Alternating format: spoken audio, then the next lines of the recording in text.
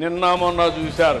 పరీక్షలంటే తెలియని వాళ్ళు, ఎట్లా పెడతారో తెలియని వాళ్ళు, రిజర్వేషన్ తెలియని వాళ్ళు కావాలని బురదల్లే కార్యక్రమాన్ని తీసుకున్నారు. నేను ఒకటే చెప్తున్నా, నేను ముఖ్యమంత్రిగా ఉన్నంత వరకు ఎవడైనా తోక తిప్పి ఎక్కడైనా తప్పు చేసి నడి బజార్లో నిలబెడతాను తప్ప ఎవరిని వదిలిపెట్టనని మరొకసారి మీ అందరికీ హామీ ఇస్తున్నా.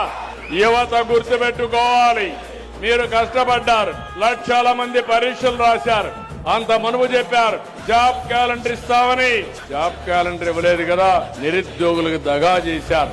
నేను వచ్చిన తర్వాత ఉద్యోగాలు ఇస్తామని ఉద్యోగాలు ఇచ్చాం, మళ్ళీ ఈ సంవత్సరం కూడా జాబ్ క్యాలెండర్ ఇచ్చాం. ఇది చూసిన తర్వాత భయపడిపోయి ఏం చేయాలన్న దిక్కుదోచకుండా అతని చరిత్ర, గొడ్డలి పార్టీ చరిత్ర మీరు చూస్తుంటారు.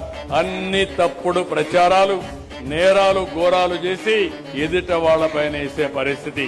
నేను ఎన్నోసార్లు చెప్పాను, మా అధికారులు చెప్పారు, మీరేసిన దానికి ప్రతి ఒక్కదానికి సమాధానం ఇచ్చారు.